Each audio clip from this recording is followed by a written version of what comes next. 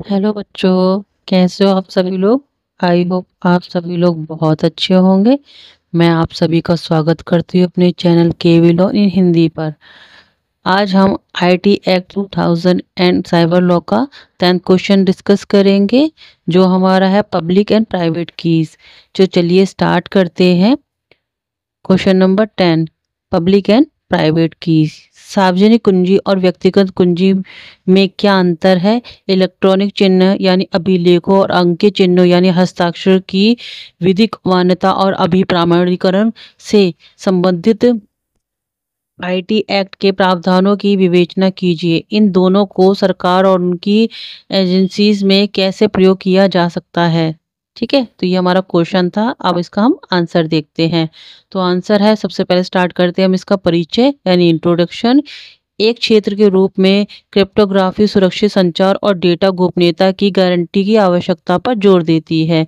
इस कार्य को करने के लिए मुख्यतः दो तरीके उपलब्ध हैं। एक है निजी कुंजी यानी इसको इसको कहते हैं समामित कुंजी, और सार्वजनिक कुंजी क्रिप्टोग्राफी यानी असीमित कुंजी क्रिप्टोग्राफी। हालांकि इसका उपयोग जानकारी की सुरक्षा के लिए किया जाता है, लेकिन ये अलग अलग तरीके से काम करते हैं और इनके कुछ फ़ायदे भी हैं और नुकसान भी।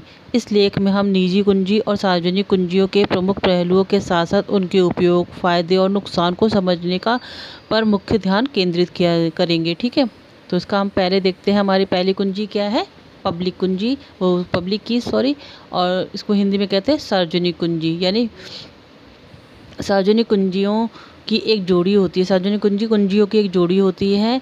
ठीक है, ये इस प्रकार से काम करती है कि एक सार्वजनिक कुंजी जो अपेक्षाकृत ज्ञान होती है और दूसरी निजी कुंजी है जिसे गुप्त रेखा रखा जाता है। जहाँ तक सार्वजनिक कुंजी, इसे इंटरनेट से कोई भी प्राप्त कर सकता है। जैसे हमारा आईडी हो गया, मेल आईडी हो गई है, हमारी एफबी की आईडी हो गई, ये सार्वजनिक कुंजियाँ होती हैं जिसे कोई भी देख सकता है।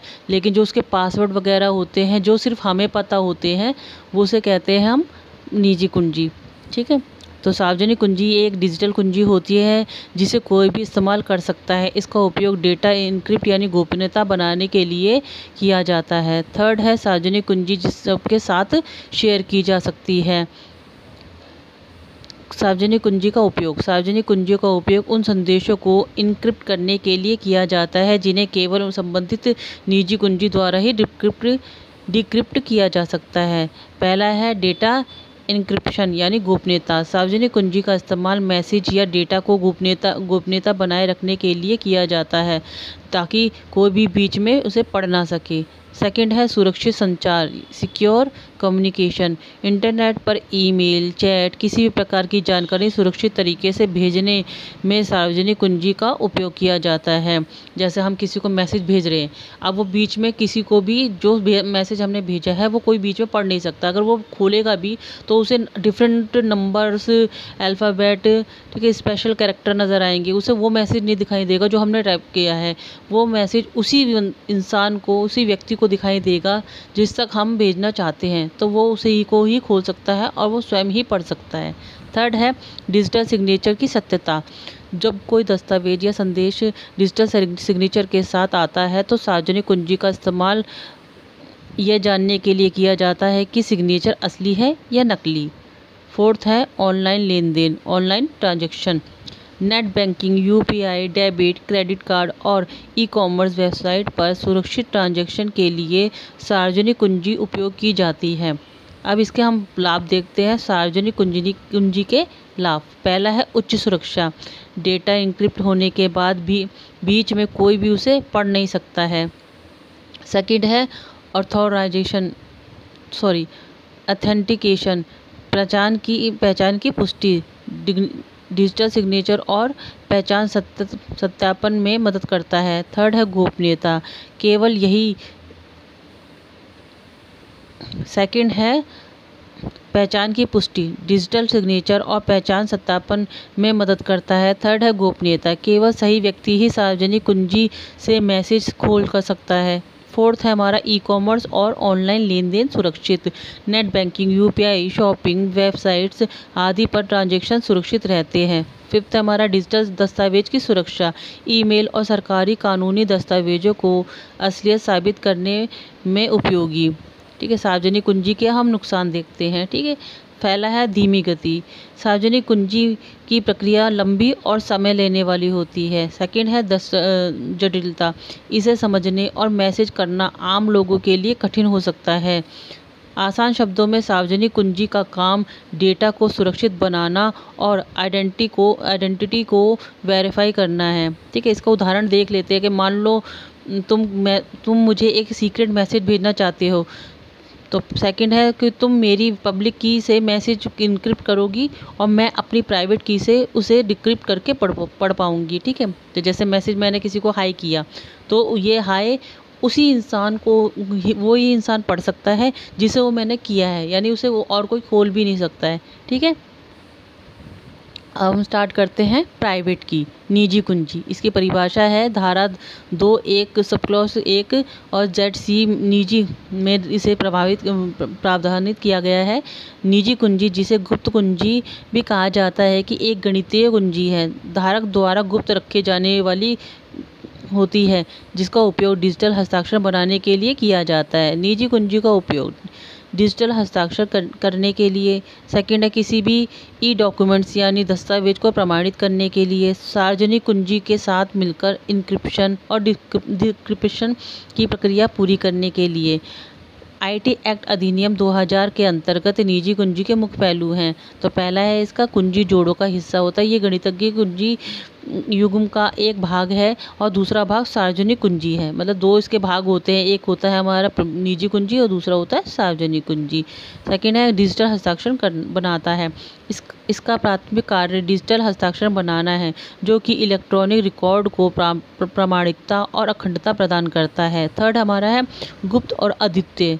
निजी कुंजी ग्राहक के लिए अद्वितीय होती है और उसे गोपनीय बनाए रखा जाना चाहिए। फोर्थ है ग्राहक की जिम्मेदारी। अधिनियम की धारा 42 निजी कुंजी पर नियंत्रण और गोपनीयता बनाए रखने की जिम्मेदारी ग्राहक पर डालती है। अब हम निजी कुंजी के लाभ देखते हैं। पहला है इसका गोपनीयता। ठीक है, प्राइवेट यानी निजी कुंजी की केवल मालिक को ही पता होता है, कि इसीलिए पता होती है, इसीलिए डेटा सुरक्षित रहता है और किसी और के लिए पढ़ना मुश्किल हो जाता है। सेकेंड है सुरक्षा। डिजिटल सिग्नेचर और इनक्रिप्शन में यह सुनिश्चित करती है कि जानकारी सिर्फ अधिकृत व्यक्ति ही देख सके या उसे बदल सके। थर्ड है प्रामाणिकता। प्राइवेट की यानी निजी कुंजी से साइन किया गया कोई भी दस्तावेज असली और वैध माना जाता है। फोर्थ है कानूनी मान्यता। IT एक्ट 2000 के अनुसार निजी कुंजी से बने डिजिटल हस्ताक्षर को कोर्ट में सबूत माना जाता है। फिफ्थ है हमारा डेटा की अखंडता। यह सुनिश्चित करती है कि भेजा गया जो डेटा है वो बीच में बदला नहीं जाए, मतलब हमने जैसा भेजा है सामने वाले व्यक्ति को वैसा ही मिले। सिक्स है विश्वसनीयता। डिजिटल लेन देन, ई-कॉमर्स और ऑनलाइन कॉन्टेंट में भरोसेमंद वातावरण तैयार करती है। अब हम इसके नुकसान भी देखते हैं। किसी चीज़ के फ़ायदे होते हैं तो उसके नुकसान भी होते हैं। हमने सार्वजनिक उसमें की कुंजी में पढ़ा था उसके लाभ और हानि, और हम प्राइवेट में देख रहे हैं उसके लाभ और हानि। तो हम स्टार्ट करते हैं इसका। पहला है गुम या चोरी हो सकती है।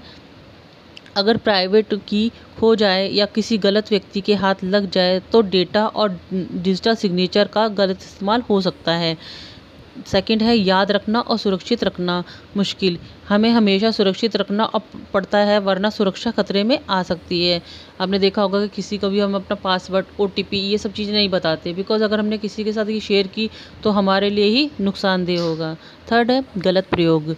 अगर हैकर या अनधिकृत व्यक्ति को मिल जाए तो वे नकली डिजिटल हस्ताक्षर बना सकता है। यानी हमारे पासवर्ड अगर किसी को पता चल जाए तो या तो उस पासवर्ड का वो गलत उपयोग करेगा या उसे चेंज कर सकता है। ठीक है। फोर्थ है तकनीकी जटिलता। साधारण व्यक्ति की खो जाए तो उसका नया बनाना संभव है, लेकिन पुराने डेटा और हस्ताक्षर रिकवर नहीं किए जा सकते हैं। निजी कुंजी एक गुप्त चाबी है। अगर यह खो जाए तो चोरी हो जाए या गलत हाथों में पड़ जाए तो बहुत ही बड़ा नुकसान हो सकता है। ये इम्पोर्टेंट है, इसलिए मैंने इसे हाईलाइट किया हुआ है। अब इसका हम देखते हैं निष्कर्ष। सार्वजनिक और निजी कुंजी आधुनिक डिजिटल दुनिया में सुरक्षा का आधार है। ये दोनों क्रिप्टोग्राफी की तकनीक हैं जो डेटा को सुरक्षित रखने, संदेशों की गोपनीयता बनाने और केवल सही व्यक्ति तक पहुंचाने के लिए प्रयोग होती है। पहला है इसका सार्वजनिक कुंजी सबके साथ साझा की जा सकती है और इसका प्रयोग संदेश या डेटा को इनक्रिप्ट करने के लिए होता है। सेकंड है निजी कुंजी केवल मालिक के पास ही रहती है। इसका प्रयोग संदेश को क्या करने के लिए, डिक्रिप्ट करने के लिए किया जाता है। तो ये हमने पढ़ा था आज प्राइवेट की और पब्लिक की। तो आई होप आपको मेरा पढ़ाया हुआ समझ में आया होगा। इसलिए अगर आपको मेरा पढ़ाया हुआ समझ में आता है तो आप मेरे चैनल को लाइक कीजिए, सब्सक्राइब कीजिए और अपने दोस्तों के साथ शेयर कीजिए। राधे राधे।